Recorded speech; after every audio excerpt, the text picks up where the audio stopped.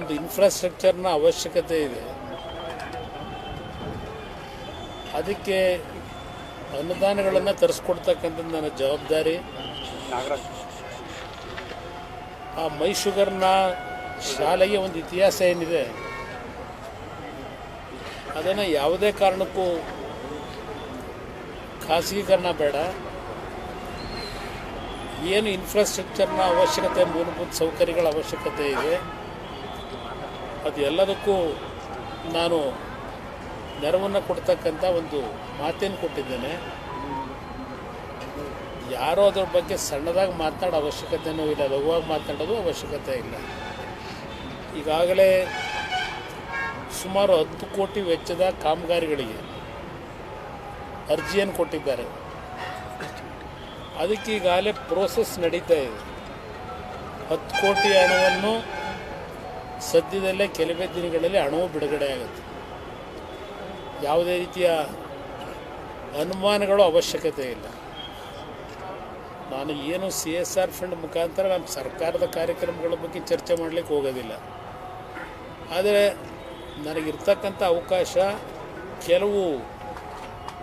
ನನ್ನ ಕೆಲವು ಇಲಾಖೆಯಲ್ಲಿ ಒಂದು PSU ಯೂನಿಟ್ಗಳೇನಿದೆ ಅಲ್ಲಿಂದ ಸ್ವಲ್ಪ ಆರ್ಥಿಕ ನೆರವುಗಳನ್ನು ಅಭಿವೃದ್ಧಿಗೆ ತರಲಿಕ್ಕೆ ಅವಕಾಶಗಳಿವೆ. ಕೆಲವರು ಭಾಳ ಲಘುವಾಗಿ ಮಾತನಾಡೋದು ಗೊತ್ತು ನನಗೆ. ನಮ್ಮ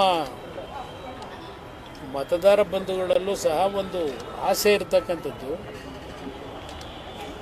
ಕುಮಾರಣ್ಣ ಅವರು ಕೇಂದ್ರದಲ್ಲಿ ಕೈಗಾರಿಕಾ ಮಂತ್ರಿಗಳಿದ್ದಾರೆ, ಯಾವುದಾದ್ರೂ ಕಾರ್ಖಾನೆಗಳನ್ನು ಜಿಲ್ಲೆಗೆ ತರಬೇಕು, ಅದರ ಮುಖಾಂತರ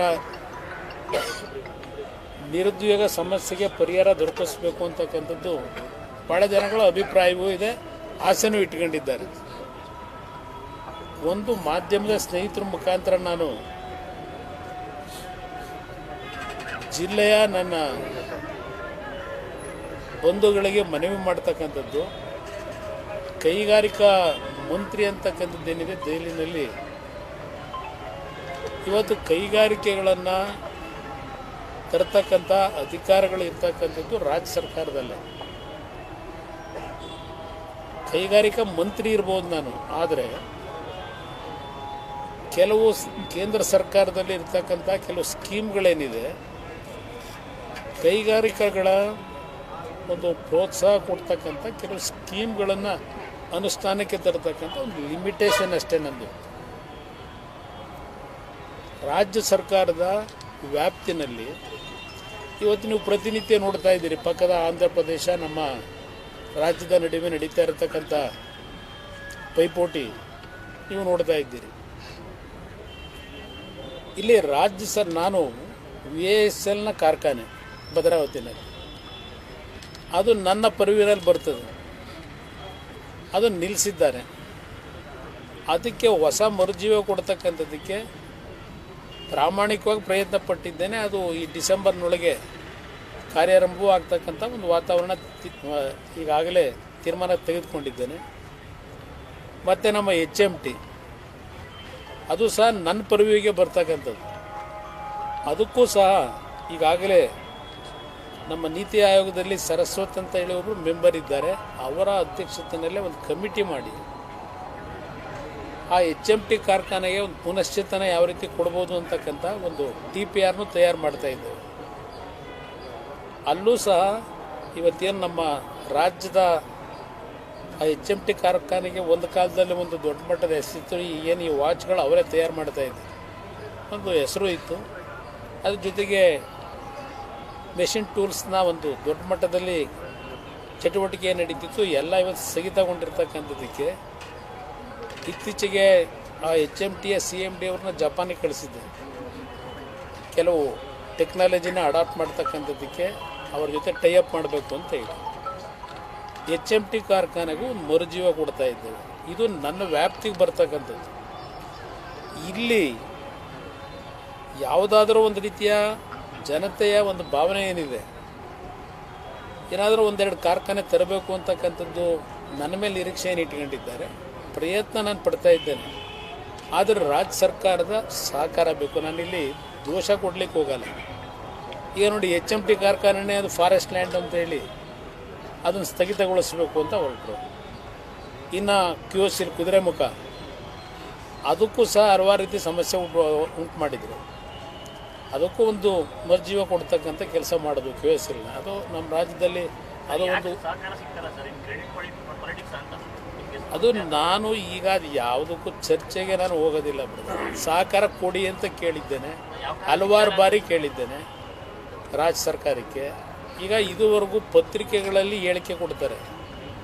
ಬಂದು ನನ್ನ ಹತ್ರಂತೂ ಒಂದು ಬಾರಿ MB ಪಾಟೀಲ್ ಅವರು ಒಂದು ಕಾನ್ಫರೆನ್ಸ್ ಕರೀಲಿಕ್ಕೆ ಬಂದಿದ್ದು ಬಿಟ್ಟರೆ, ರಾಮಲಿಂಗ ರೆಡ್ಡಿ ಅವರೇನು ನಮ್ಮ ಸಾರಿಗೆ ಸಚಿವರಿದ್ದಾರೆ, ಎಲೆಕ್ಟ್ರಿಕ್ ಬಸ್ಗಳ ಒಂದು ಕೇಂದ್ರ ಸರ್ಕಾರದ ಯೋಜನೆ ಒಳಗೆ ಏನು ಮಾಡ್ತಾ ಇದ್ದೇವೆ, ಈಗ 10,000 ಬಸ್ಗಳನ್ನು ಕೊಡ್ತಾ ಇದ್ದೇವೆ ದೇಶದಲ್ಲಿ.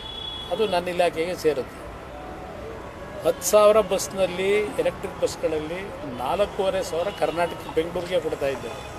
4,500 ಬಸ್ಗಳನ್ನು ಅವ್ರು ಬಂದು ನನ್ನ ಜೊತೆ ಚರ್ಚೆ ಮಾಡಿದ್ರು.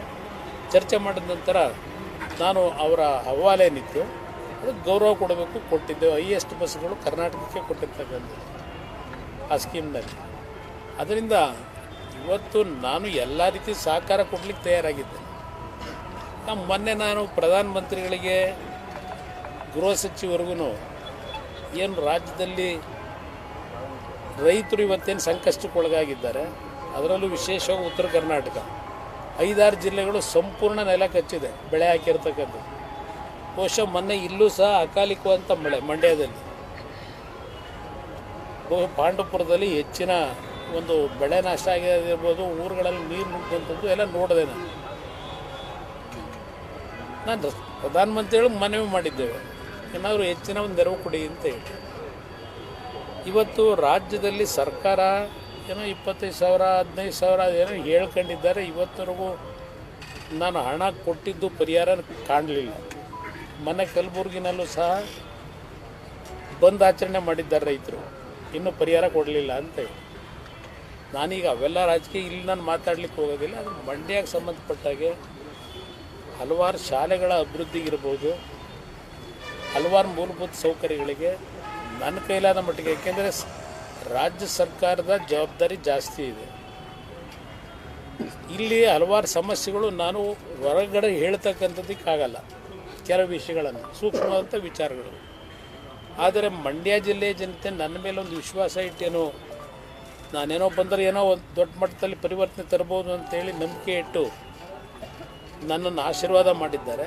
ಅವರಿಗೆ ದ್ರೋಹ ಆಗಬಾರ್ದು ಅನ್ನೋ ದೃಷ್ಟಿಯಿಂದಲೇ ನನಗೆ ಸಿಗ್ತಕ್ಕಂಥ ಅವಕಾಶಗಳನ್ನು ಯಾವ ರೀತಿ ಬಳಕೆ ಮಾಡಿಕೊಂಡು ಈ ಜಿಲ್ಲೆಯ ಅಭಿವೃದ್ಧಿಗೆ ನಾನು ಪ್ರಯತ್ನ ಪಡಬೇಕು. ಪ್ರಾಮಾಣಿಕವಾಗಿ ಪ್ರಯತ್ನ ಪಡ್ತೀನಿ. ಇನ್ನೊಬ್ಬರಿಂದ ನಾನು ಹೇಳಿಸ್ಕೊಂಡೇನು ಮಾಡಬೇಕಾಗಿಲ್ಲ.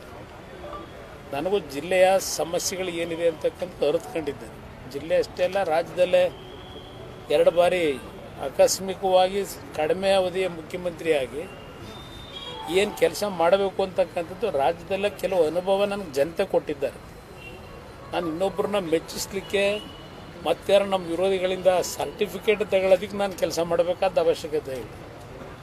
ನನ್ನ ಆತ್ಮಸಾಕ್ಷಿಗೆ ಕೆಲಸವನ್ನು ನಾನೇನು ಮಾಡಬೇಕು, ಅದನ್ನು ಪ್ರಾಮಾಣಿಕವಾಗಿ ಈ ಜಿಲ್ಲೆಯ ಒಂದು ಅಭಿವೃದ್ಧಿಗೆ ಪ್ರಯತ್ನ ಪಡೋದಷ್ಟೇ ಅಲ್ಲ, ಈ ಜಿಲ್ಲೆಯ ಜನತೆ ನನಗೆ ಇವತ್ತೇನು ಒಂದು ಲೋಕಸಭಾ ಸದಸ್ಯನ ಮಾಡಿದ್ದಾರೆ, ಮಂತ್ರಿ ಆಗ್ತಕ್ಕಂಥ ಅವಕಾಶ ಕಲ್ಪಿಸಿಕೊಟ್ಟಿದ್ದಾರೆ. ಯಾವುದೇ ಕಾರಣಕ್ಕೂ ಅವರಿಗೆ ಅಗೌರವ ತರ್ತಕ್ಕಂಥ ರೀತಿಯ, ಚ್ಯುತಿ ತರ್ತಕ್ಕಂಥ ರೀತಿಯ ಒಂದು ಕಾರ್ಯಕ್ರಮಗಳಿಗೆ ಅವಕಾಶ ಕೊಡದೆ ಪ್ರಾಮಾಣಿಕವಾಗಿ ಜಿಲ್ಲೆಯ ಜನತೆ ಋಣ ತೀರಿಸಲಿಕ್ಕೆ ಪ್ರಯತ್ನ ಪಡ್ತೇನೆ. ಬಾರಿ ಬಂದಾಗ ವರ್ಕೌಟ್ ಮಾಡ್ತಾ ಇದ್ದೀವಿ, ಅಂದರೆ ಉದ್ದಿಮೆಗಳನ್ನ ಕ್ರಿಯೇಟ್ ಮಾಡೋಕ್ಕೆ ಅಂತ ಹೇಳಿದ್ರಿ, ಅದು ಯಾವತ್ತು ಬಂದಿದೆ? ಈಗ ಉದ್ದಿಮೆ ಅಂದರೆ ನನಗೆ ದೆಹಲಿನಲ್ಲಿ ಹಲವಾರು ರೀತಿಯ ಕೈಗಾರಿಕೋದ್ಯಮಿಗಳು ಭೇಟಿ ಮಾಡ್ತಾರೆ.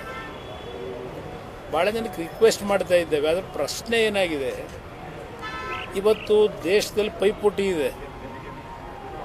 ಇವತ್ತು ರಾಜ್ಯಗಳಲ್ಲಿ ಕೈಗಾರಿಕೆಗಳನ್ನು ಆಕರ್ಷಣೆ ಮಾಡ್ತಕ್ಕಂಥದ್ದಕ್ಕೆ, ಕೈಗಾರಿಕೋದ್ಯಮಿಗಳನ್ನು ರಾಜ್ಯ ಸರ್ಕಾರಗಳು ಹಲವಾರು ರೀತಿಯ ಇನ್ಸೆಂಟಿವ್ಗಳನ್ನು ಪ್ರೋತ್ಸಾಹ ಕೊಟ್ಟು ಅವರವ್ರ ರಾಜ್ಯಗಳಿಗೆ ಇವತ್ತು ಆಕರ್ಷಣೆ ಮಾಡ್ತಕ್ಕಂಥ ವಾತಾವರಣ ಕ್ರಿಯೇಟ್ ಏನಾಗ್ತಾ ಇದೆ. ಆ ನಿಟ್ಟಿನಲ್ಲಿ ಇವತ್ತು ರಾಜ್ಯದ ಬಗ್ಗೆ ದೇಶದಲ್ಲಿ ಯಾವ್ಯಾವ ರೀತಿಯ ಒಂದು ಇಲ್ಲಿಯ ಸರ್ಕಾರದ ನಡವಳಿಕೆ ಬಗ್ಗೆ ಪ್ರತಿಕ್ರಿಯೆಗಳು ಬರ್ತಾ ಇದೆ. ನೀವೇ ಪ್ರತಿನಿತ್ಯ ತೋರಿಸ್ತಾ ಇದ್ದೀರಿ ದೇಶದ ಮಟ್ಟದಲ್ಲಿ. ಇಲ್ಲಿ ಹೆಚ್ಚಿನ ವಿಡಿಯೋಗಳಿಗೆ ಪ್ರತಿಧ್ವನಿ ಯೂಟ್ಯೂಬ್ ಚಾನೆಲ್ ಸಬ್ಸ್ಕ್ರೈಬ್ ಮಾಡಿ, ಬೆಲ್ ಐಕಾನ್ ಕ್ಲಿಕ್ ಮಾಡಿ.